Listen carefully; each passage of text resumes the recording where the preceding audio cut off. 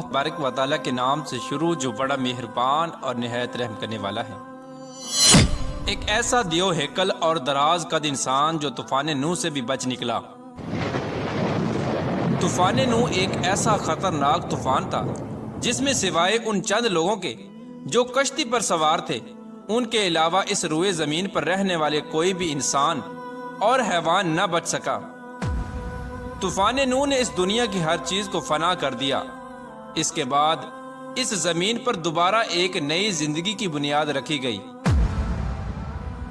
तूफान नूह से बचने वाला ये दियो हैकल इंसान कौन था और इसने कौन सा ऐसा काम किया था जिसकी वजह से ये उस दर्दनाक अजाब से बच गया।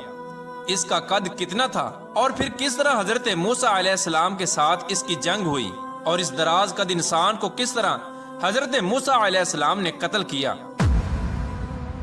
प्यारे दोस्तों, तारीख के इस किरदार के पीछे छुपी हकीकत क्या है और क्या कोई इंसान सच में अल्लाह तबारक व तआला के अजाब से बच सकता है?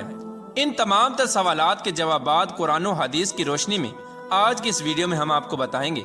लिहाजा आपसे गुजारिश है कि हमारी इस वीडियो को एंड तक जरूर देखिएगा। प्यारे दोस्तों, वो दियो हैकल इंसान जो तूफान नूह से भी बच निकला, उसका नाम औज बिन अनक है। औज बिन अनक एक ऐसा शख्स था जो कौम अमालका में से था, जो कौम तारीख इंसानी की सबसे सफाक कौम थी। इस कौम के लोग खून ख्वार और फितरत के लिहाज से वैशी थे। कौम अमालका पर अल्लाह तबारक व तआला का बहुत ही खास करम था। इस कौम के कद उस वक्त की मौजूदा दुनिया के इंसानों से सबसे ज्यादा बड़े थे। प्यारा दोस्तों, तारीखी रिवायात से पता चलता है कि कौम अमालका का एक मर्द दूसरी कौमों के 90 मर्दों के बराबर हुआ करता था और इस एक मर्द के पास दूसरे इंसानों से 90 गुना ज्यादा ताकत हुआ करती थी।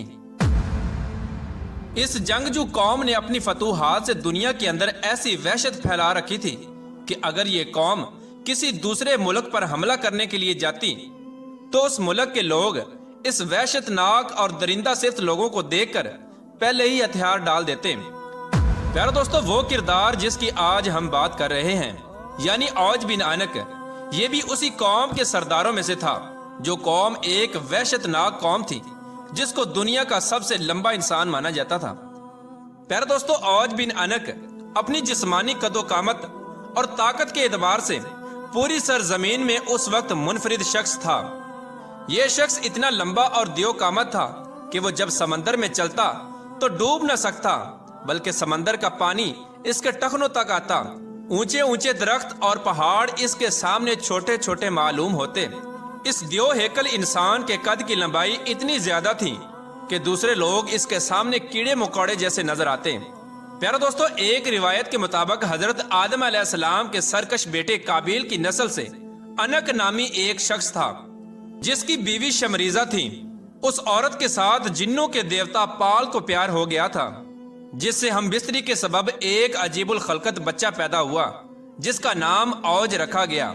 इस बच्चे का कद बहुत जल्दी बढ़ता था, जिसकी वजह से कोई भी लड़की इससे शादी को तैयार न होती। इसी बिना पर यह शख्स जिनसी दरिंदा बन गया।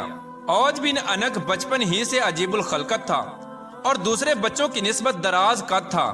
जब यह शख्स जवान हुआ तो इसके कद की लंबाई गैर मामूली तौर पर बढ़ती चली गई, जिसकी वजह से यह शख्स दियो हैकल इंसान बन गया।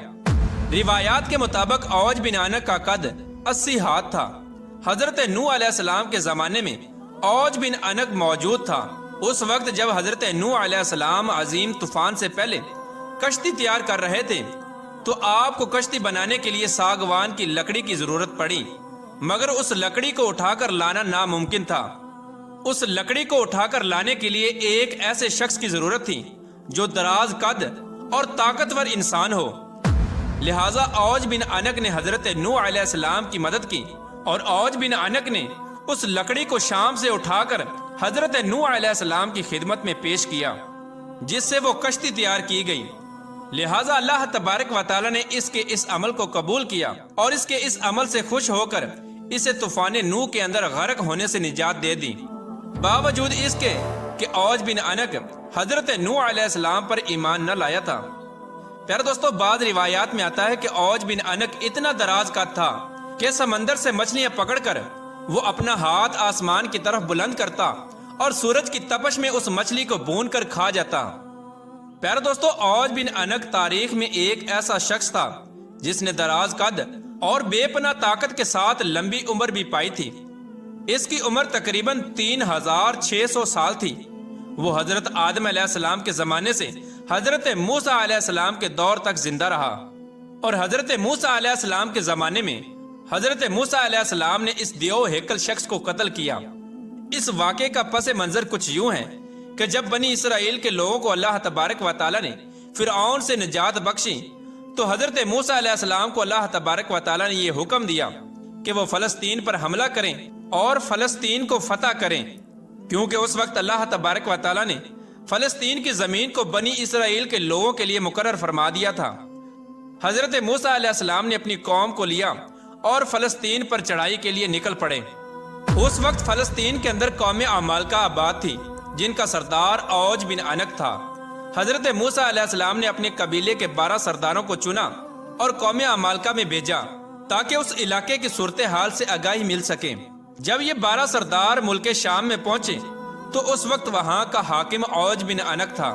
پیارے دوستو، اس بات کے اندر کوئی شک نہیں کہ قوم عمالقہ ایک دراز قد قوم تھی۔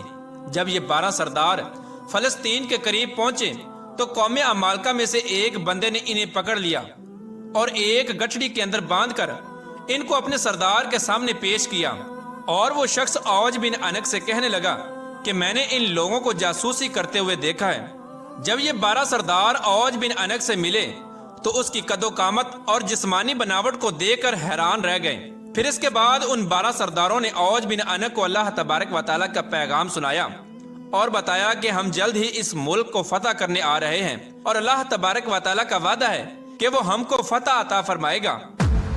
اوج بن عنق یہ بات سن کر غضبناک ہو گیا اور ان سب کو ایک ہاتھ میں پکڑ لیا اور چاہا کہ انہیں چیونٹیوں کی طرح مسل کر ہلاک کر دے، مگر جب اوج بن عنق نے ان سرداروں کے چہروں پر خوف دیکھا تو انہیں حقیر مخلوق سمجھ کر چھوڑ دیا، اور اپنے ملک کا ایک پھل جو کہ اتنا بڑا تھا کہ ایک آدمی کے لیے کافی تھا، اوج بن عنق نے وہ پھل ان 12 سرداروں کو دیا اور کہا کہ اپنی قوم کو جا کر دکھا دیں کہ ہمارے یہاں کے پھل بھی اتنے اتنے بڑے ہیں، تم لوگ کس طرح ہمارا مقابلہ کر سکو گے۔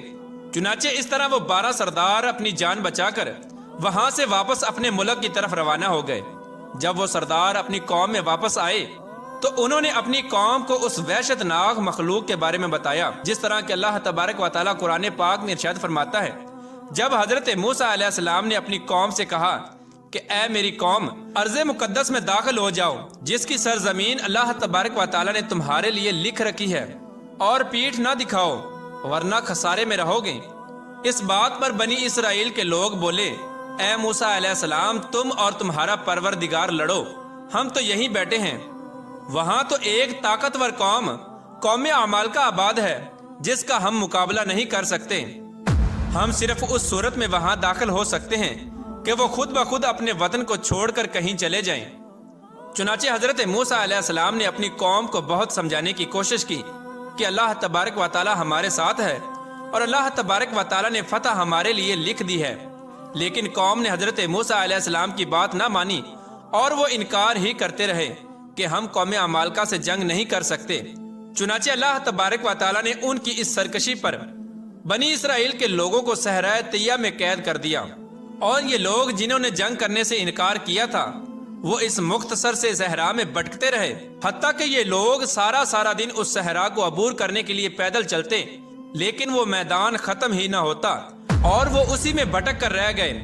جب قوم نے حضرت موسیٰ علیہ السلام کی نافرمانی کی تو حضرت موسیٰ علیہ السلام خود اوج بن عنق کو ختم کرنے کے لیے نکل پڑے۔ پیارا دوستو، جب حضرت موسیٰ علیہ السلام فلسطین میں داخل ہوئے تو اوج بن عنق حضرت موسیٰ علیہ السلام کو دیکھ کر کہنے لگا کہ تم وہی شخص ہو جس نے فرعون کو پانی میں غرق کیا تھا، لیکن مجھے تم پانی میں غرق نہیں کر سکتے کیونکہ پانی میری کمر سے اوپر نہیں آتا۔ یہ کہہ کر اوج بن عنق نے حضرت موسیٰ علیہ السلام پر حملہ کیا۔ چنانچہ اللہ تبارک و تعالیٰ نے آپ کو اوج بن عنق کے حملے سے محفوظ رکھا۔ تو پھر حضرت موسیٰ علیہ السلام نے جوابی حملہ کیا اور اپنے عصا مبارک کو اوج بن عنق کے ٹخنے پر مارا، جس کی ضرب کی تاب نہ لاتے ہوئے اوج بن عنق زمین بوس ہو گیا، اور اس طرح حضرت موسیٰ علیہ السلام کے ایک عصا مبارک کی ضرب سے وہ اوج بن انک جو ایک وحشی انسان تھا جس کا کوئی مقابلہ نہ کر سکتا تھا، وہ ایک ہی ضرب میں ہلاک ہو گیا۔ اس کے بعد اس کی ریڑھ کی ہڈی کو دریا پر ڈال دیا گیا اور اس کی ریڑھ کی ہڈی سے کئی سالوں تک پل کا کام لیا گیا۔ پیارے دوستو، اس طرح اللہ تبارک و تعالیٰ نے اوج بن انک کو ہلاک کیا۔ پیارے دوستو، اب بات کرتے ہیں کہ کیا کوئی سچ میں اللہ تبارک و تعالیٰ کے عذاب سے بچ سکتا ہے، اور کیا حقیقی طور پر اوج بن انک بھی طوفان نوح سے بچا تھا، جبکہ طوفان نوح اللہ تبارک و تعالیٰ کی طرف سے بھیجا ہوا ایک دردناک عذاب تھا۔ پیارے دوستو، اوج بن انک کا طوفان نوح سے بچ جانا، اس کے بارے میں روایات میں آتا ہے کہ یہ من گھڑت قصے اور کہانی ہیں جو کہ بالکل جھوٹ ہیں اور قرآن کے خلاف ہیں۔ قرآن کریم میں اللہ تبارک و تعالیٰ حضرت نوح علیہ السلام کی اس دعا کو یوں ذکر کرتا ہے کہ زمین پر ایک کافر بھی نہ بچنا چاہیے، اور یہ دعا قبول ہوئی اور ایسا ہی ہوا۔ اور ایک دوسرے مقام پر اللہ تبارک و تعالیٰ ارشاد فرماتا ہے، ہم نے نوح کو اور ان کی کشتی والوں کو نجات دی، پھر باقی سب کافروں کو غرق کر دیا۔ پیارے دوستو، ان آیات سے واضح طور پر پتہ چلتا ہے کہ ان لوگوں کے علاوہ جو حضرت نوح علیہ السلام کی کشتی میں سوار تھے، کوئی بھی روئے زمین پر بچ نہ سکا، خواہ وہ کتنا ہی دراز قد انسان کیوں نہ ہو۔ اس وقت حضرت نوح علیہ السلام کی کشتی کے علاوہ کوئی بھی روئے زمین پر باقی نہ رہا، بلکہ سب کچھ ختم ہو گیا اور سب کچھ فنا کر دیا گیا۔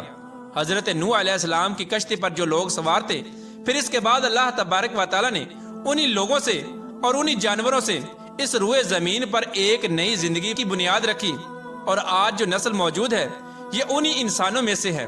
اور اس طرح اللہ تبارک و تعالیٰ نے طوفان نوح کے بعد اس سرزمین کو دوبارہ آباد فرمایا۔